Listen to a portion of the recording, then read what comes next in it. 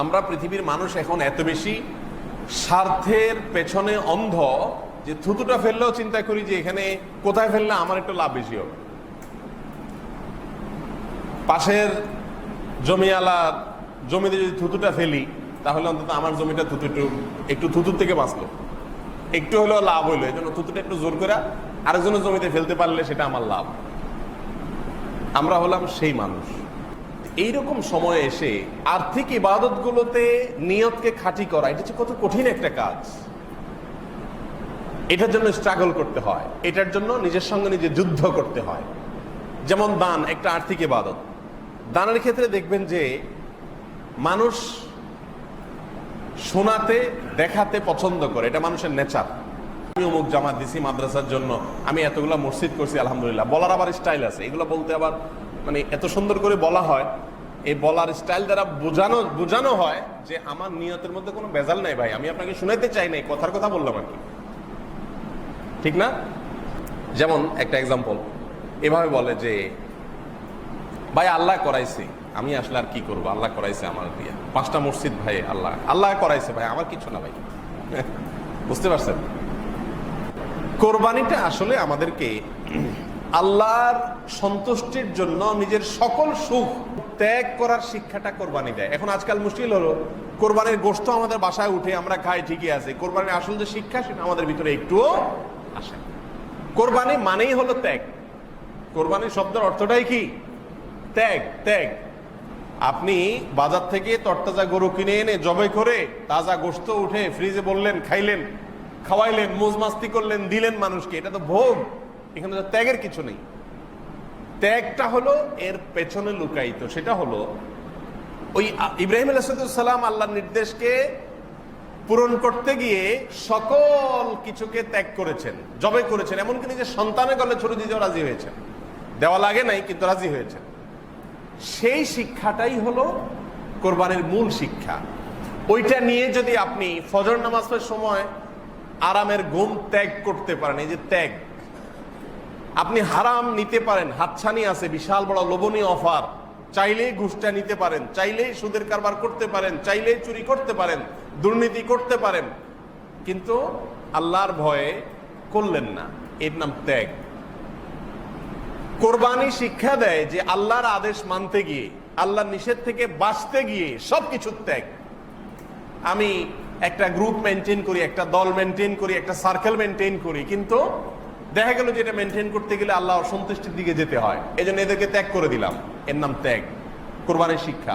একজন বন্ধু, আমার অনেক ঘনিষ্ঠ বন্ধু, কিন্তু দেখা গেল যে তার সাথে চলতে গেলে আমার নামাজটা ঠিকমতো হয় না, সে তার সাথে চললে আমার আল্লাহ থেকে আরো দূরে সরে যেতে হয়, এই বন্ধুকে ত্যাগ করে দেওয়া, কাট করে দেওয়া, এটার নাম ত্যাগ। এগুলো শেখায় কোরবানি। এখন এই শিক্ষাটা নেওয়ার খবর নাই, শুধু গোশত নিয়ে আমরা হুলস্থুলের মধ্যে আছি। মোহতারাম হাজরিন, অনেক মানুষ কোরবানি করেন, বিশেষ করে যে করোনা প্যান্ডামিক আসছে, অনেক মানুষ কোরবানি করবেন এই জন্য যে মানুষ কি বলবে, লোকে কি বলবে। সারা বছর করে আসছি, সারা জীবন করে আসছি, এবছর না করলে মানুষ কি বলবে। ছেলে মেয়েরা, নাতি নাতনিরা আশপাশে সবার কোরবানি দেখে চেয়ে থাকবে, কেমন লাগে। এর মানে কি? এর মানে হলো কোরবানি হলো নিজেদের এই সমস্ত খাহেশ মেটাবার জন্য, এটা ইবাদত না। মানুষ জিজ্ঞেস করে, হুজুর ঋণ করে কোরবানি দেওয়া জায়েজ আছে কিনা? কত শত মানুষ যে এই প্রশ্ন করে, হুজুর ঋণ করে কোরবানি করা জায়েজ আছে কিনা। কারণ কোরবানি তো করতেই হবে, আবার ভাগে দেওয়া যাবে না। বাড়িওয়ালা মানুষ, এটা ব্যাপার স্যাপার আছে না, ভাগে কোরবানি দিলে মানুষ থাকে নাকি? ছাগল দিবা, হায় হায়, তাহলে তো শেষ। ছাগল দিলে তো আর এলাকা থাকার কোনো যুক্তি নেই, নিজেই ছাগল হয়ে গেলাম। ছাগল কোরবানি দেওয়ার জিনিস হলো, এই জন্য গরু দেওয়া লাগে, প্রয়োজনে লোন করা লাগে। আমি বলি লোন করে কোরবানি দেওয়া জায়েজ আছে যদি আপনি লোন পরিশোধের ব্যবস্থা থাকে। 1 মাস 2 মাস 3 মাস পরে আপনি দিবেন, চুক্তি আছে, যার থেকে তিনিও রাজি আছে। এইভাবে লোন করে, ঋণ করে, হাওলাত করে সওয়াবের কাজ করা যায়। কিন্তু একটা প্রশ্ন আছে, আজ পর্যন্ত এরকম কোন মুসল্লি আমি পাই নাই যে আইসা জিজ্ঞাসা করছে যে হুজুর মসজিদে আমি 50,000 টাকা দিতে চাই হাওলাত করে, এটা আমি কিস্তিতে আস্তে আস্তে শোধ করবো, জায়েজ আছে কিনা। এই মুসল্লি আমি পাই নাই আজ পর্যন্ত। কথা বোঝেন নাই? তারপরে মনে করেন একজন গরিব মানুষ পাইছেন আপনার এলাকার, তাকে একটু, সে হয়তো অর্থ কষ্টে ভুগতেছে, হয়তো হাসপাতালে ভর্তি আছে, তার বিরাট বড় বিপদ, এখন তাকে হেল্প করা দরকার। এই টাইমেও কেউ এসে মাসালা জিজ্ঞাসা করে না যে হুজুর আমার এলাকার মানুষ, আমার কাছে এখন ক্যাশ টাকা নেই, আমি হাওলাত করে দেব তারে, পরে আমি বেতন থেকে মাসে কেটে কেটে হাওলাতটা পরিশোধ করবো, জায়েজ হবে কিনা। এই মাসালাও আজ পর্যন্ত আমি কারোর কাছ থেকে শুনি নাই। নিজের এলাকার কেউ বিপদে পড়লে এসে বলে হুজুর এলাকার লোক বিপদে পড়ছে, আমার তো বেশি সামর্থ্য নয়, আমি যা পারছি দিছি, আপনি কিছু দেন আর মানুষ থেকে উঠে দেন, এটা না শোনা যায় কেন? সেখানে কেন এই আগ্রহ নাই যে আমি হাওলাত করি হলো এই সওয়াবের কাজটা হুজুরে করতে দেব না, আরেকজনকে করতে দেব না। আমি জানি এটা নিডি মানুষ, এরকম পিওর জানার জায়গা আজকাল পাওয়া কঠিন হয়, আমি নিজের চোখে দেখা জিনিস, অতএব এখানকার সওয়াবটা আমি নিজের অ্যাকাউন্টে জমা করতে চাই, হাওলাত করে করতে চাই, হুজুর জায়েজ আছে কিনা, এই না জিনিস করা দরকার ছিল। সেইখানে নাই, সব প্রশ্ন হলো কোথায়? কোরবানিতে। কারণ জানে এখানে হাওলাত করে করলেও গোস্তগুলো সব ফ্রিজে ঢুকবে, লাভটা আলটিমেটলি ঘুরে গেড়া নিজেরই হবে। ভাইয়েরা আমার, অনেক ব্যথা থেকে কথাগুলো বলা, হাসার জন্য না, আল্লাহর ওয়াস্তে এখনো কোরবানির পশু কিনেন নাই, একটু মাথাটা ঝুঁকিয়ে চিন্তা করুন, ভাবুন আপনি কোরবানি কি গোশত আহরণের জন্য করছেন, মানুষ দেখানোর জন্য করছেন, লোকে কি বলবে সেটা থেকে বাঁচার জন্য বলছেন, সামাজিকতা মাথায় রেখে করছেন, নাকি আল্লাহকে সন্তুষ্ট করার জন্য করছেন? এটা নিজেকে জিজ্ঞাসা করেন।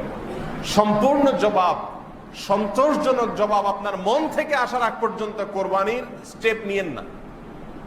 এটাকে বলে আত্মসংগ্রাম, এটাকে বলে নিজেকে সংশোধন করা, এটাকে বলে জাহান্নামের পথ থেকে জান্নাতের রুটে আসার জন্য চেষ্টা করা, ইউটার্ন করার চেষ্টা করা। আমি অনুরোধ আজকে আপনাদেরকে রাখছি, এবং আমি প্রায় সময় বলি যে আপনার কোরবানি আল্লাহর জন্য হচ্ছে না, কয়েকটা পরীক্ষা করতে পারেন। এক নম্বর হলো, আপনি সব বছর গরু দেন, এবছর একটা ছাগল দেন, দেখেন তো আপনার মনে রাজি হয় কিনা। ছেলে মেয়ে বলবে আব্বু কি বলো, তোমার মাথা ঠিক আছে, তুমি শুধু একটা ছাগল দিবা আর কিছু না, না সাথে গরু দিবা? না, গরু টরু না, শুধু একটা ছাগল দিব মা। দেখেন পরিবারের লোকজনকে মানাইতে পারেন কিনা, বা আপনি নিজেকে মানাইতে পারেন কিনা। যদি আপনার কোনো মনে অসুবিধা না, আমার তো একটা কোরবানি দেওয়া দরকার, এখানে অনেক অর্থ ব্যয় করে আপনার বিলাসিতা দেখানোর দরকার নাই। একটা জিনিস হলো, আপনারা যারা বেশি বড় গরু কোরবানি দেন গরিবকে গোশত খাওয়ানোর জন্য, তাদের উদ্দেশ্য ভালো, তারা মনে কষ্ট নিয়েন না, আমি শুধু বোঝার জন্য বলতেছি। আমার অবজারভেশন হলো, বাংলাদেশের পরিস্থিতিতে, বাংলাদেশের প্রেক্ষাপটে যে যত 2 নম্বর তার কোরবানির সাইজ তত বড় হয়। সবার জন্য না কিন্তু, বিশেষ করে 5টা 7টা 10টা 20টা গরু এদেশে বেশিরভাগ দুর্নীতিবাজরাই দেয়। এদেশে মানুষ না খায় মরে, ঘরের অভাবে, বন্যার পানিতে হু হু করে পানি ঢুকে, শীতে মানুষ কষ্টে মরে, কই সেখানে টাকা দেওয়ার লোক তো এদেরকে দেখলাম না। এরা এগুলো করতেছে বিলাসিতা। এই জন্য নিজেকে পরখ করবার জন্য 1 বছর হঠাৎ করে একটা ছাগল কোরবানি দেন।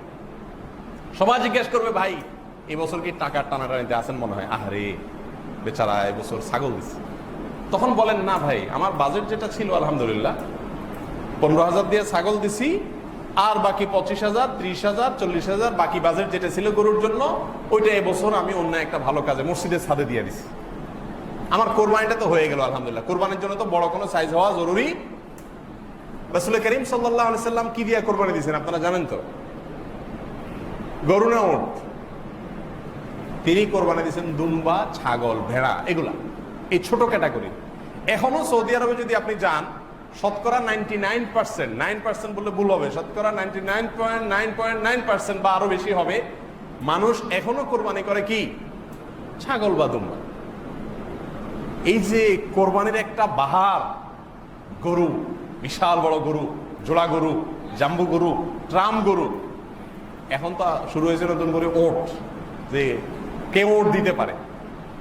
ভাইরা আমার, নিজেকে সংশোধন করার উদ্দেশ্যে একটা বছর বা মাঝে মধ্যে একটু স্ট্রাগল করে, যে ঠিক আছে আমি দেখি আমার আল্লাহর জন্য হচ্ছে কিনা, আমি দেখি একটা ছাগল দিই মন মানে কিনা, সাইজটা আমার কাছে ফ্যাক্ট কিনা, এটা একটা। আরেকটা হলো, এটা আরো কঠিন, সেটা হলো অ্যাসিড টেস্ট। এটা 1 বছর আপনি একটা কোরবানির পশু, সবসময় এটা করা জরুরি না, নিজের হাতে কোরবানি করা সুন্নাত। 1 বছর একটা কোরবানির পশু একজন গরিবকে কিনে দেন। ধরেন এই ভূমিপল্লীতে বহু গরিব মানুষ আছে না, যে কোরবানি দিবে না। আপনি একটা গরু কিনে গরিবরে ডাইকা ওরে বাজারে নিয়া গরুটা কিনা ওর হাতে দিয়া বলেন এটা তুমি জবাই করে গোশতটা খেয়ে নিও, আর পারলে একটু গোশত 2-4-5 কেজি আমার বাসায় পাঠাই দিও, গোপনে, কেউ যেন না জানে। এই কাজটা অ্যাসিড টেস্টের মতো কাজ না? টাকা দিয়া বাজারে যায় গরুটা কিনে দিয়া, গরু তার হাতে বুঝাই দিয়ে আপনি নাই হয়ে গেলেন। বাজারে আসতে আসতে মানুষ তারা জিগাইলো, ভাই গরু কত, মাশাআল্লাহ আজকে এবার এত বড় গরু কোরবানি দিতেছেন, দিনকাল ভালো যাচ্ছে মনে হয়। সে তো মিটমিট করে হাসলো আর বাবা নিল, সব কার অ্যাকাউন্টে জমা হলো? কার অ্যাকাউন্টে জমা হলো? আপনার অ্যাকাউন্টে জমা হলো না? আমি কি বুঝাইতে পারছি বিষয়টা? এইভাবে মাঝে মধ্যে, আমি বলতেছি না প্রতি বছর করেন, মাঝে মধ্যে এরকম করেন, এলাকার সবাই জানবে যে আপনি কোরবানি করেন নাই। আহারে একটু করে গোশত পাঠাবে আপনার যে বাসায়, আরে ভাই এবার গোশত কোরবানি করেন, মনে হয় টাকা পয়সার টানাটানি আছে। আপনি মিটমিট করে হাসলেন, তাদেরকে কিছু বললেন না, কিন্তু আল্লাহ জানে আপনার কোরবানিটা হয়ে গেছে, সব অ্যাকাউন্টে জমা হয়ে গেছে। গোশতটা কে খাচ্ছে? আরেকজনে খাচ্ছে, আর ক্রেডিট বাহবা যা আছে সব নেওয়ার সেই গরিব মানুষ নিচ্ছে, আর সব টাকার অ্যাকাউন্টে জমা হচ্ছে আপনার অ্যাকাউন্টে। বুঝেন নাই পলিসিটা? জীবনে 1-2 বার এরকম করেন, দেখবেন ওই নফস, আমাদের নফস যেটা তেড়া প্রবৃত্তি, এটা শুধু কেবল বাঁকাউতি করতে চায়, ওটা দেখবেন যে একদম হুল ভেঙে দেওয়া হবে, একদম সাইজ হয়ে যাবে। এটাকে বলে আত্মশাসন। আত্মশাসন, নিজেকে সংশোধন করা, নিজেকে সাইজ করা, নফস বা প্রবৃত্তিকে নিয়ন্ত্রণ করা, এটা চেষ্টা করা। এক কথায়, আপনি কোরবানি করার আগে আল্লাহর জন্য করছেন কিনা সেটা এনশিওর হন। যদি আল্লাহর জন্য না হয়, গোশতের জন্য হয়, তাহলে এটা লস প্রজেক্ট। কোরবানির সময় গরুর গোশতের কেজি প্রতি কত পড়ে? 800-900 টাকা পড়ে না? বাজারে গরু গোশত কিনতে গেলে কত? 550-600 টাকা ভালো ভালো গোশত পাওয়া যায়। আল্লাহ তাআলা আমাকে, আপনাকে, আমাদের সবাইকে শুধুমাত্র এবং শুধুমাত্র আল্লাহকে সন্তুষ্ট করার জন্য কোরবানি করার তৌফিক দান করুন। এবং কোরবানির যে আসল উদ্দেশ্য, ত্যাগ, আল্লাহর আদেশ মানার জন্য যত রকমের ত্যাগের প্রয়োজন হয় সব ধরনের ত্যাগ করতে প্রস্তুত থাকা, এটি অনেক বড় চ্যালেঞ্জিং ব্যাপার, বড় চ্যালেঞ্জিং ব্যাপার। আল্লাহ তাআলা সেই ত্যাগ করার ঈমানি শক্তি, তাকওয়ার চেতনার শক্তি আমাকে, আপনাকে, আমাদের সবাইকে দান করুন।